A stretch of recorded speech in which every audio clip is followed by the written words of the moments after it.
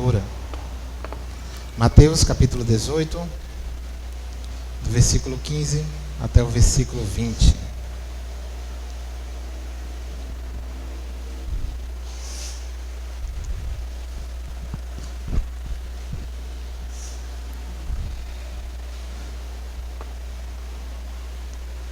Se teu irmão pecar contra ti, vai arguí-lo entre ti e ele só. Se ele te ouvir, ganhaste a teu irmão. Se, porém, não te ouvir, toma ainda contigo uma ou duas pessoas, para que, pelo depoimento de 2 ou 3 testemunhas, toda palavra se estabeleça.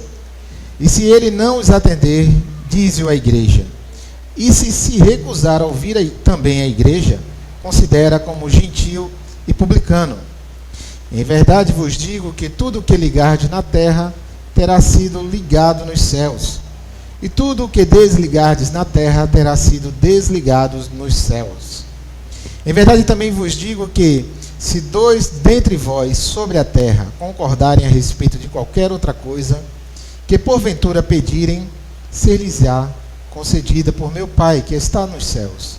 Porque onde estiverem 2 ou 3 reunidos em meu nome, ali eu estarei no meio deles. Vamos orar.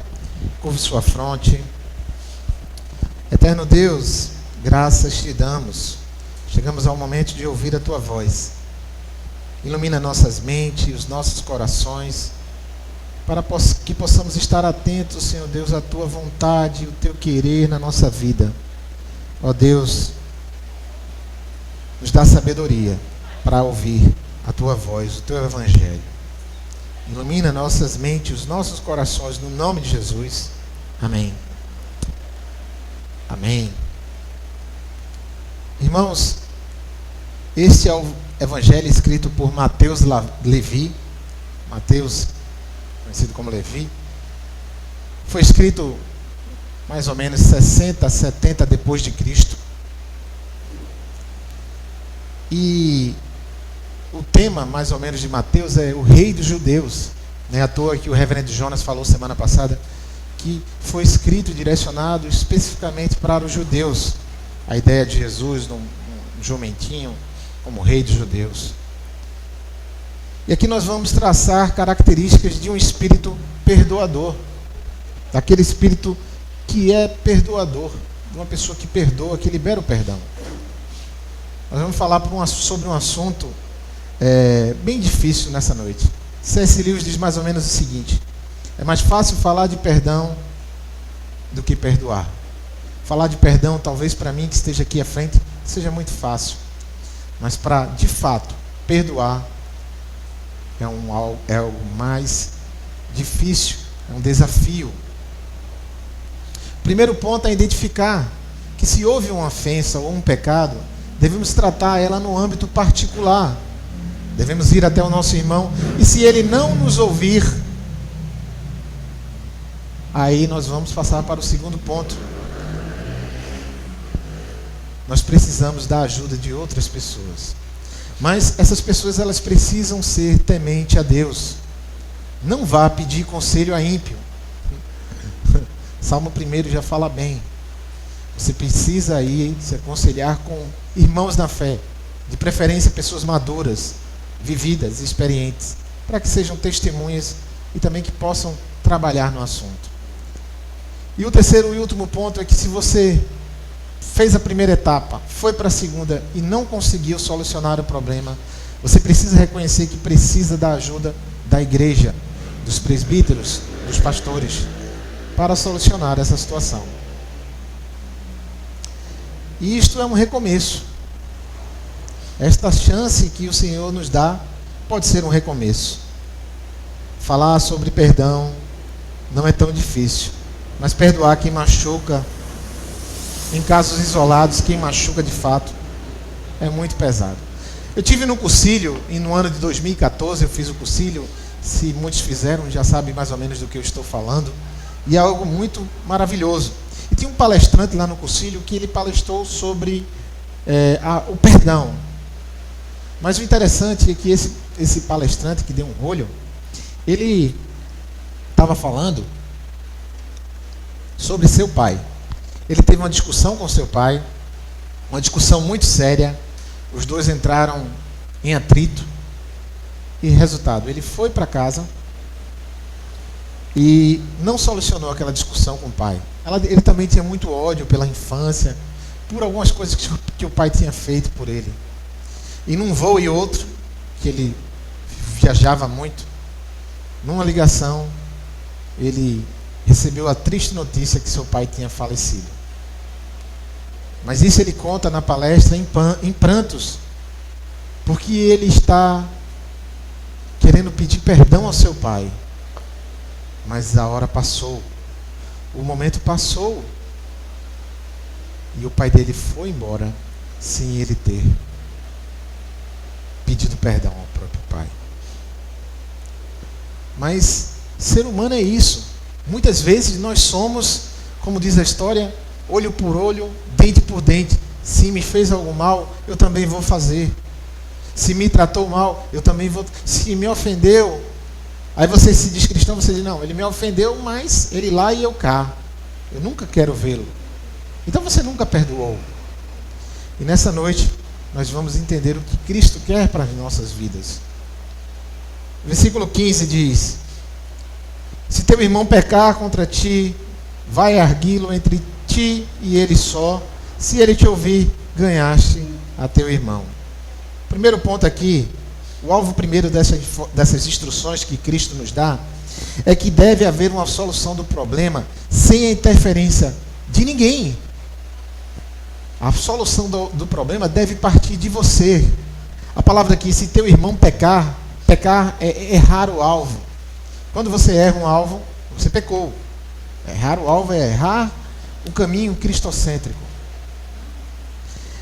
Logo em seguida ele diz, vai até ele. Cristo aqui não está dizendo, não, se você deve achar que deve ir, você deve ir. Não. Ele também não está dizendo assim, se você quiser ir, não. Aqui no grego está no imperativo, é uma ordem. Vai agora. Vai agora e pede perdão a teu irmão. Vai te reconciliar com ele. Porque se ganhaste a teu irmão, se ele te ouvir, talvez ganhaste o teu irmão. E isso é muito bom. Se você está em Cristo, uma coisa eu digo, você deve ser pacificador. Pacificador.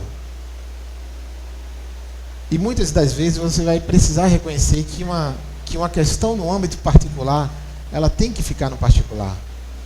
Foi bem engraçado que um irmão, recentemente, se eu não me engano ele é diácono de uma igreja, teve um problema com outro irmão num aplicativo do Instagram. Ele falou com o irmão no Instagram, sendo que o irmão, por não ser um expert em tecnologia, passou batido. E aí o irmão foi num grupo de WhatsApp, onde tem várias pessoas, e de certa forma ele degriniu a imagem do irmão. Mas uma questão no âmbito particular jamais deve tomar uma proporção de grupo. E outra coisa, muitas vezes quando nós mandamos uma mensagem no WhatsApp para a pessoa, escrita, parece ser meio arrogante quando nós lemos do outro lado. E talvez a pessoa nem tenha tido essa intenção. A mesma forma é aqui. Talvez alguém que ofendeu o irmão e pecou, talvez não tivesse nem essa intenção. Devemos abordar a pessoa que pecou e conversar com ela a sós. É possível que a pessoa nem tenha consciência daquilo que ela fez. Ainda que tenha agido deliberadamente, nossa atitude de submissão é de amor e de poder ajudá-lo a se arrepender. Acima de tudo, devemos procurar o irmão com o objetivo de ganhar o irmão e não ganhar uma discussão. É bem interessante que o irmão lá provocou foi uma discussão no grupo do WhatsApp. Ele nem ganhou o irmão, ainda provocou uma discussão. Mas muitas vezes somos nós. Queremos ganhar discussões, mas não queremos solucionar o problema. E aqui está dizendo, e não é muito difícil não de você ganhar uma discussão não, e perder o irmão. Você talvez pode até ganhar uma discussão, mas esse não é o princípio que Cristo está dando aqui. Ele está dando o princípio de você ganhar o irmão. A procurar esse irmão, é necessário ter um espírito gentil, Gálatas 6:1 diz assim: irmãos, se alguém for surpreendido em alguma falta, vós que sois espirituais, corrigi-o com espírito de brandura, e guarda-te para que não sejas também tentado. Não se deve condenar quem nos ofendeu, e nem tampouco fazer fofocas a seu respeito. A ideia é ajudar o irmão, a ideia é estar próximo do irmão. Assim como se nós estivéssemos errado, o irmão iria agir da mesma forma. O interessante é que na Copa do Mundo de 1994, Brasil e Itália, aquela final da Copa do Mundo, aí eu peguei minha bicicleta e disse: eu vou comprar fogos de artifício. Aí meu avô me chamou assim: Grobe, ele não sabia falar meu nome não, meu nome era Glauber. Ele: Grobe, ô Grobe, deixa essa bicicleta aí. Grobe, deixa essa bicicleta. Isso era 1994. Aí eu disse: mas vô, olha, escute quando sua mãe, seu avô falam um negócio, você escuta, viu, não, velho? Naquela época eu não dei muita atenção não. Peguei a bicicleta e disse: eu vou comprar fogos. Aí desci, eu morava em Casa Amarela, na Rua 2, desci até o Vasco da Gama. Quem é de Casa Amarela vai saber. Eu desci aquela Rua 2 todinha. E quando eu subi, tem uma curva, eu estava na curva final para chegar na casa da minha avó. E faltava assim poucas horas para o jogo começar. Aí veio um taxista. Acho que o taxista ali estava a uns 80 por hora numa rua que só dá para ficar a 40. Rapaz, ele passou, ele só deu um fino no meu guidão. Ele deu, eu caí, quebrei esse braço. Aí, graças a Deus, ele deu ré, voltou e me socorreu. E me levou para os hospitais. O difícil era achar um hospital, naquela época, que cuidasse de fratura. Não era tão fácil, tem UPA em cada esquina. Mas quando a gente conseguiu achar um, chegamos lá, faltava poucas horas para o jogo, não tinha ninguém. Eu via uma enfermeira a cada 30 minutos. Coitada, só dando explicação. E eu lá morrendo de dor, com o braço quebrado, e estava desse tamanho. Sendo que começou o primeiro tempo, Brasil e Itália. E eu, meu pai do céu, Senhor Deus, termina, acaba. Brasil perde logo, pelo amor de Deus. Segundo tempo, prorrogação. Eu disse: eita Deus. Segundo tempo da prorrogação.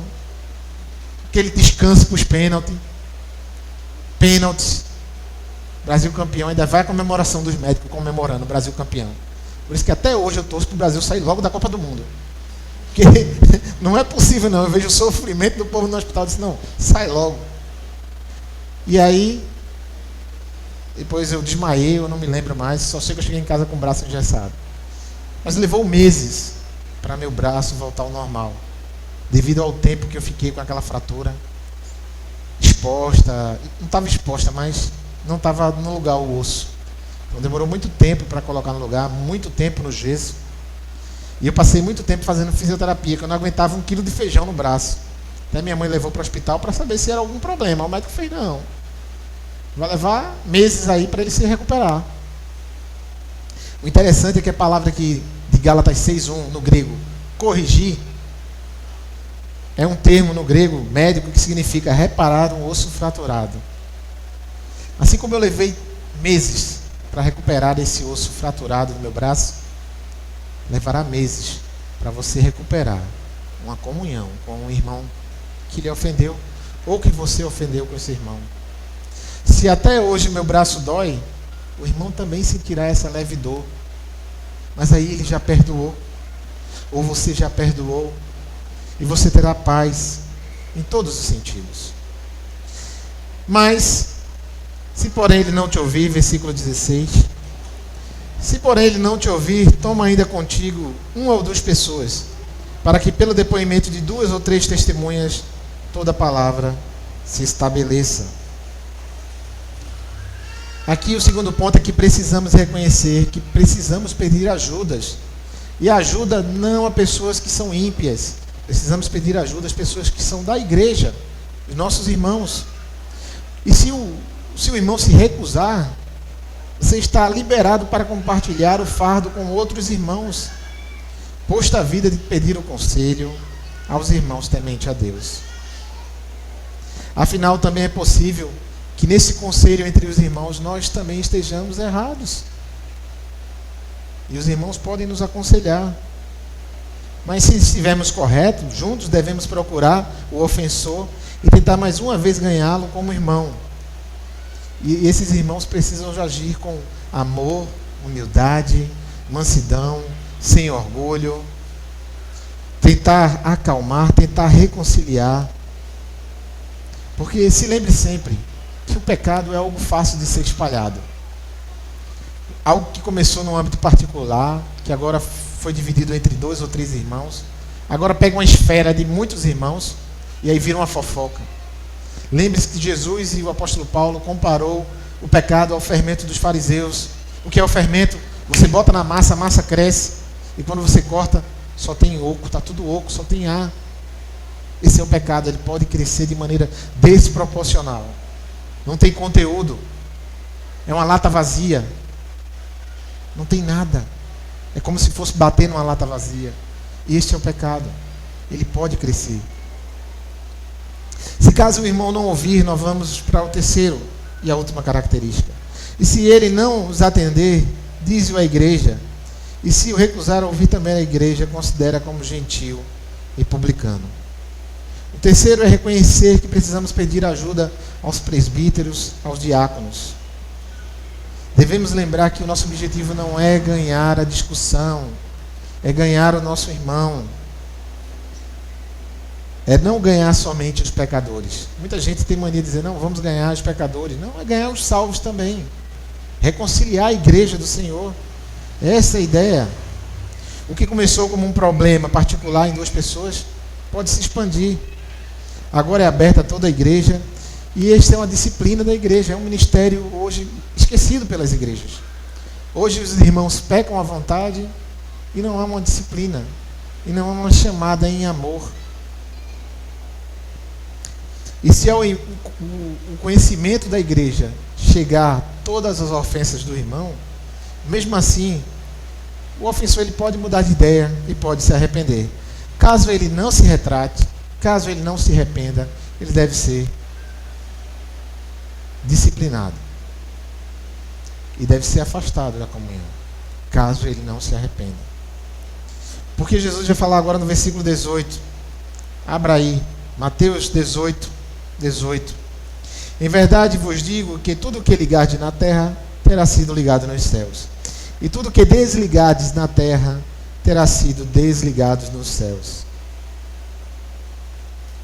Aprendemos aqui domingo passado, vemos que aqui os nossos estudos, as nossas pregações, elas não são aleatórias.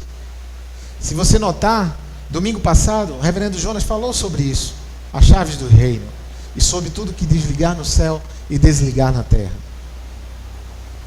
Aprendemos aqui que domingo passado que a igreja não é usada para mudar o que está no céu. A igreja tem autoridade e a chave para executar aquilo que foi determinado na terra. As nossas leituras não são aleatórias. Nós lemos o Salmo 119, que falava em amar o irmão.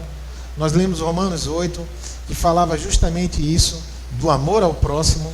E nós estamos lendo agora Mateus 18, falando justamente que devemos reatar, reconciliar, amar o próximo, independente se você foi o ofendido ou o ofensor. Aqui a ideia é reconciliar, amar o próximo. Quando toda a igreja diz que uma pessoa está desligada da igreja, é que ela já foi desligada desde a eternidade. O reverendo Jonas falou sobre isso domingo passado. A igreja ela tem autoridade e a chave para executar aquilo que foi determinado. Mas a igreja ela não empurra as pessoas para o inferno, mas sim as escolhas do próprio homem buscar os seus próprios desejos, o seu próprio ego é que lhe conduz para a perdição. Lembrando que em 2016 eu estive em Genebra e conhecendo a igreja de John Calvino, juntamente com o William Farrell, da nossa família, da minha esposa, perguntou quem era Calvino. E eu me lembro que o alemão falou em alemão quem era Calvino. E depois eu pedi para ele traduzir para a gente o que foi que ele falou. E ele falou o seguinte, quando ela perguntou quem era Calvino, porque ela estranhou. Tem ruas com o nome de Calvino, praças, reformas feitas com o nome de Calvino, Praça dos Reformadores, bares, restaurantes com fotos dos reformadores. E é uma cidade realmente extremamente bela, limpa, organizada. É uma das mais prósperas do mundo. Aí ele disse: Calvino era um homem que expulsava as pessoas da igreja. Mas se você olhar no contexto do que era Genebra antigamente, berço de prostituição, jogos de azar, bebedeiras, vários imigrantes, e de fato, não só Calvino, como John Knox, Farrell e outros reformadores, naquela época tiveram muitas dificuldades. A ligação com a Igreja Católica, essa divisão, essa separação, e de fato, ele foi obrigado a disciplinar, e de fato, ter que expulsar muitas pessoas da igreja, mas essas pessoas nunca foram da igreja. Elas já estavam desligadas desde a eternidade. A igreja nunca empurra pessoas para o inferno, mas sim os desejos, as escolhas e o próprio ego do ser humano. É ele que conduz o homem para a perdição. Versículo 19 ao 20. Em verdade também vos digo, que se dois entre vós sobre a terra concordarem a respeito de qualquer coisa que porventura pedirem, ser-lhes-á concedida por meu Pai que estás nos céus. Porque onde estiverem 2 ou 3 reunidos em meu nome, ali estou no meio deles. O interessante desse texto é que quando você vai a muitas igrejas, antigamente eu ia muito, visitava muitas igrejas, até pela faculdade, o bacharelado em teologia me pediu isso também.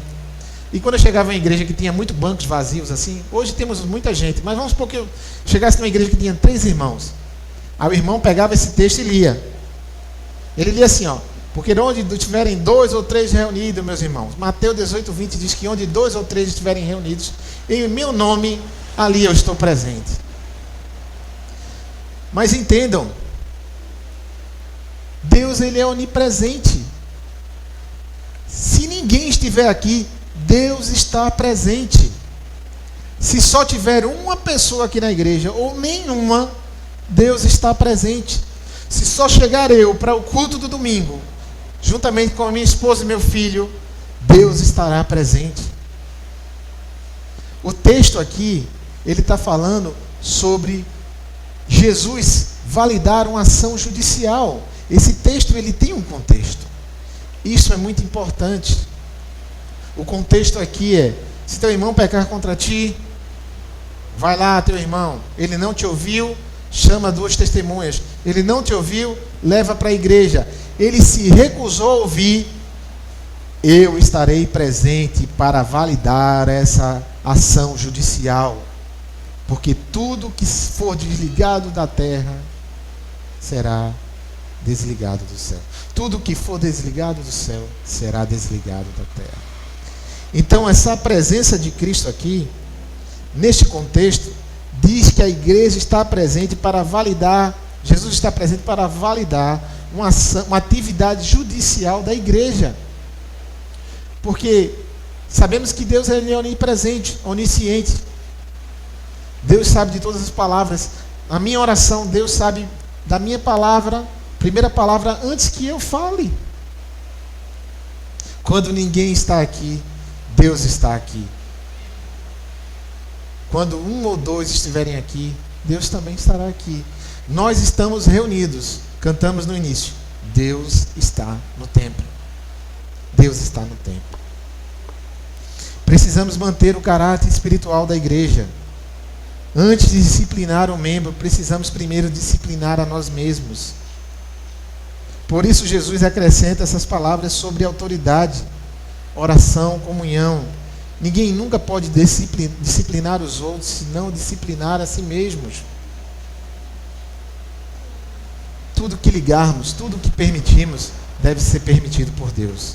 A igreja deve estar sob a autoridade da palavra de Deus. Os cristãos devem disciplinar os irmãos em amor.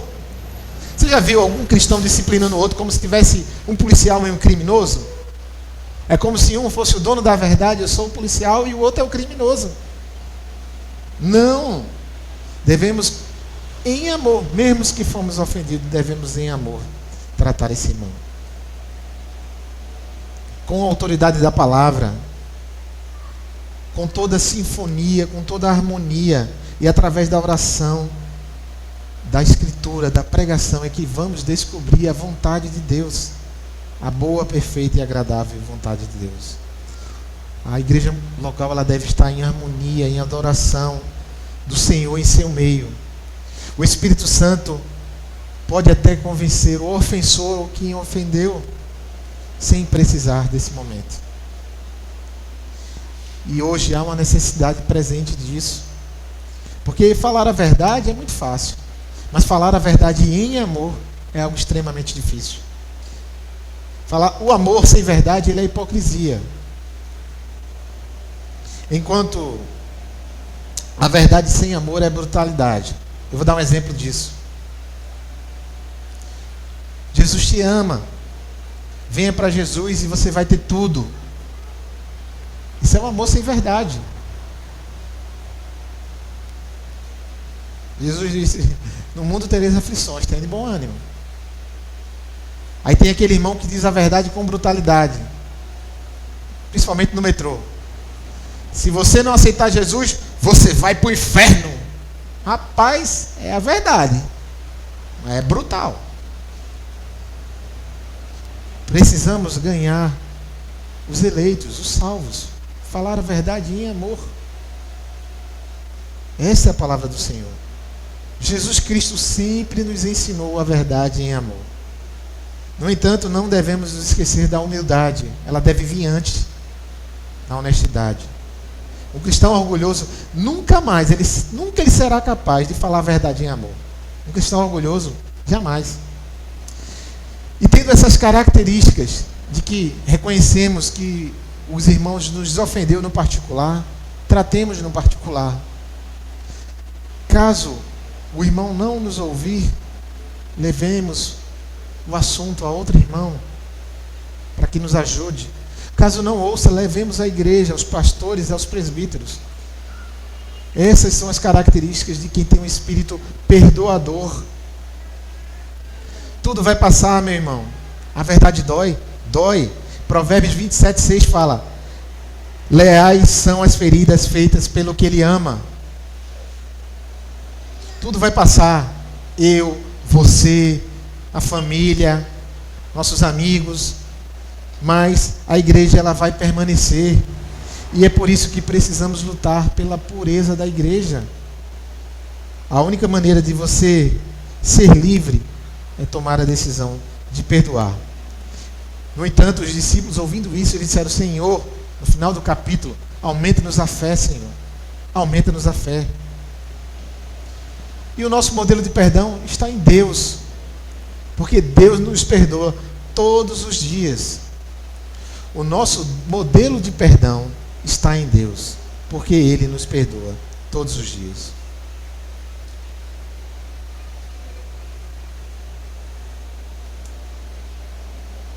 Talvez está na hora de você perdoar o seu marido. Talvez está na hora de você perdoar a sua esposa. Talvez está na hora de você perdoar seu irmão, aquele que te ofendeu. Talvez está na hora de você perdoar a si mesmo. Talvez está na hora de você perdoar seus filhos,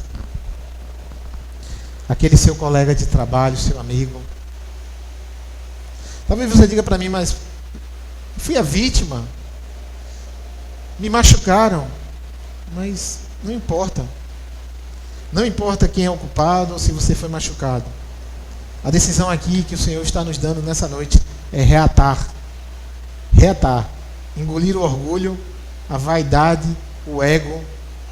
Assim como o Senhor nos perdoa, ir lá e perdoar. O perdão, ele vai dignificar você. Aquele vizinho chato que talvez fez algum mal para você, perdoe.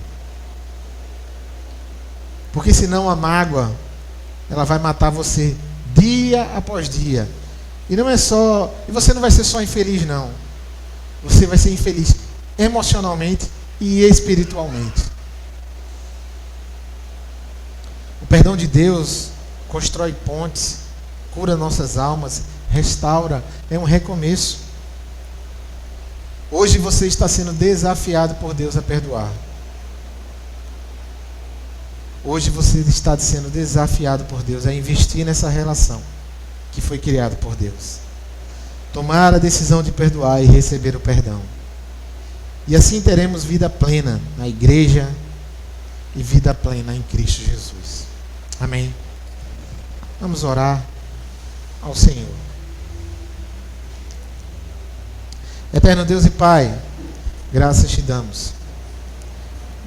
Nesta noite, Senhor Deus, nós queremos nos reconciliar com aquele irmão que nos ofendeu ou que nós ofendemos, ó Deus. Ó Deus, restaura, Senhor Deus, essa comunhão entre nós e o nosso irmão. Ó Deus, nos ensina a ser humilde, manso, honesto. Nos ensina, Senhor Deus, a falar a verdade em amor. Nos ensina, ó Deus, a ser menos eu e mais Cristo. Diminuir o nosso ego, a nossa vaidade. Ó Deus, que possamos estar cada dia mais parecidos com Cristo. Porque toda vez que pecamos é porque não estamos olhando para Cristo. Ó Deus, nos perdoa nessa noite. Nosso modelo de perdão está no Senhor, Deus, que nos perdoa todos os dias. Assim nos ensina, Deus, a perdoarmos nossos irmãos, independente de quem ofendeu ou quem foi ofendido. No nome de Jesus. Amém. Amém.